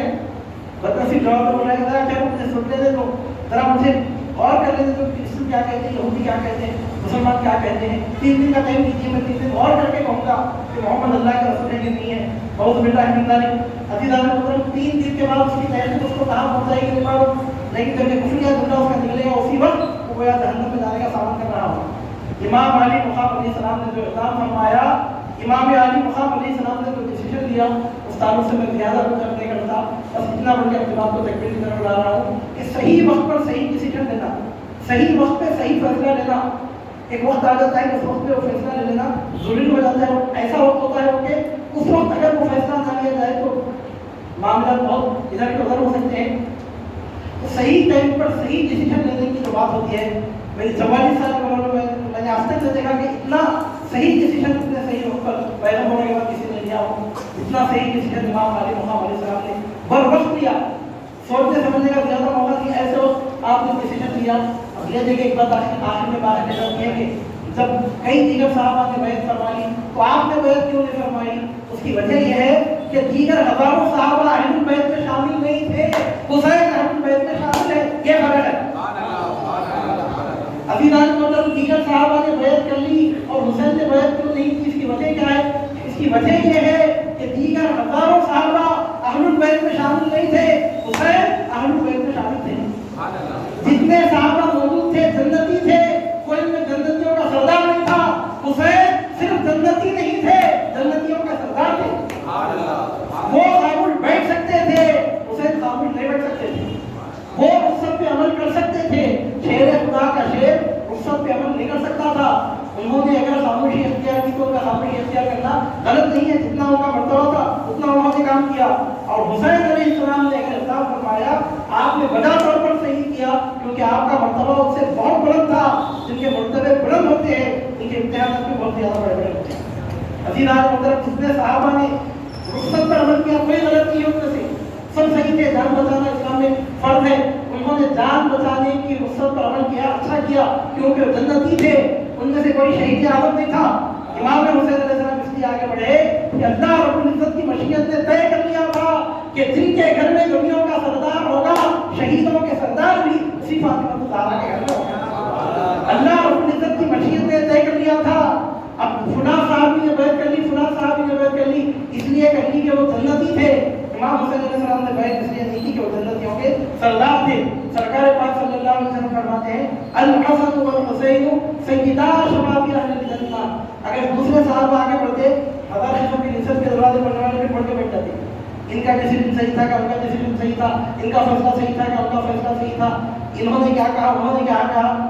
جیسا وکیلوں کو جمع کر کے جج مشورے کرتے، ایسا مشورے کر کے ریسن کا شوق پورا کر سکتے تھے. یہاں امام حسین علیہ السلام کا تشریف لانا قرآن کے تشریف لانے کے برابر تھا.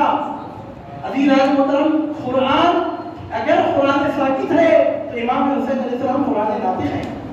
دیگر صحابہ نے بیعت کی تو اس لیے کی کہ ان کے لیے رخصت پر عمل کرنا جائز تھا. وہ رسول اللہ کے صحابی تھے، قوم کے مقتدا تھے، قوم کے پیشوا تھے، جنتی تھے، اعلیٰ ترین مرتبے کے مرتبہ ولایت پر مرتبہ صحابیت پر فائز تھے. ان کو اجازت تھی. امام حسین علیہ السلام نے رخصت پر عمل نہیں کیا، عظیمت پر عمل کیا. اس لیے کیا کہ امام حسین علیہ السلام کے صبح ہونے کے ساتھ ساتھ قیامت کی صبح تک کلمہ لا الہ الا اللہ کی بنیاد تھی. حسین من دیوانہ من الحسین کی جلوہ گری ہونا تھا.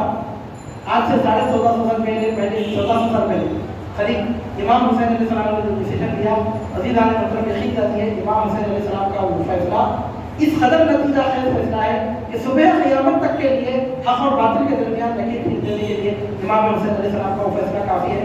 اس واسطے خواجہ غریب نے کہا، خواجہ غریب نواز نے کہا سردار دست یزید حقا کے بنا لا الہ الا حسین. آج ہم دیکھتے ہیں کہ حسین ایک شخص کا نام نہیں رہا، ایک فرد کا نام نہیں رہا، حسین ایک انسان کا نام نہیں رہا. حسین حقانیت کی علامت بن گئے.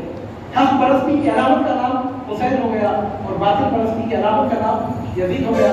کہنے والے نے کیا خوب کہا، حد ہی نہیں حسین تیرے انتخاب کی، لفظ یزید گالی سے بدتر بنا دیا. اگر کسی کو میں کہوں کہ تو کتا ہے چھوٹی گالی ہے، اگر کہوں کہ تو یزید ہے اسے ادا کرنا بڑی گالی ہے.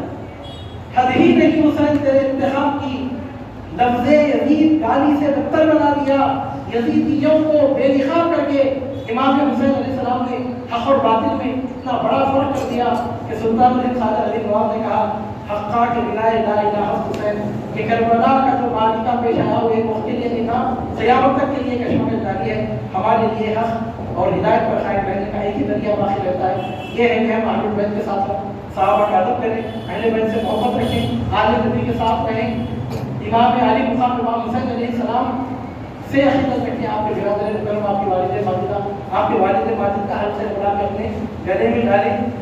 حضور نبی کریم صلی اللہ علیہ وسلم کی رضا پڑی ہوتی اسی میں ہے۔ اب ہم امام حسین علیہ السلام جب مان لیتے ہیں تو ہمارے لیے پھر آپ کا پیغام ہمارے سامنے آتا ہے کہ ہم حضور نبی کریم صلی اللہ علیہ وسلم کی شریعت حقہ کے مطابق زندگی گزاریں۔ خود امام حسین علیہ السلام نے تیر و تلوار کے 73 زخم کھانے کے بعد جب پیغام دیا تھا میدان کربلا سے، سجدے کی حرمت کا پیغام تھا، حلال کو حلال سمجھ کر، حرام کو حرام سمجھ کر، صحیح کو صحیح، غلط کو غلط، جائز کو جائز، ناجائز کو ناجائز سمجھ کر ہم زندگی گزاریں، شریعت کے تحفظ کے لیے کوشش کریں، شریعت کے مطابق زندگی گزاریں، نماز کی اور سجدے کی حرمت کا خیال رکھیں، رسول پاک صلی اللہ علیہ وسلم کی سنتوں کی پیروی کریں، شریعت طاہرہ پر عمل کریں، اس کا تحفظ کریں۔ یہی پیغام امام حسین علیہ السلام نے میدان کربلا سے دیا ہے۔ تو آپ اور ہم جب امام حسین علیہ السلام کا نام لینے والے اور امام حسین علیہ السلام کی عظمتوں کو تسلیم کرنے والے ہیں، آپ کی محبت کا دم بھرنے والے ہیں، ہمارے لازمی ضروری ہے کہ ہم امام حسین علیہ السلام کے نانا جان کی شریعت کے مطابق زندگی گزاریں، مسجدوں کو آباد کریں، نمازوں کو قائم کریں، باجماعت مسجدوں میں نمازیں ادا کریں، حلال حلال کے طریقے سے زندگی گزاریں۔ اللہ تعالیٰ سے دعائیں پروردگار عالم آپ لوگوں کو سلطان کربلا، شہید کربلا، سید الشہداء، سید الشباب اہل سنت امام حسین علیہ السلام کا فیضان دنیا اور آخرت میں نصیب فرمائے۔ وصلی اللہ تعالیٰ وبارک وسلم علی خیر خلقہ و نور عرشہ نبینا و حبیبنا و مولانا و شفیعنا و سیدنا محمد و علی آلہ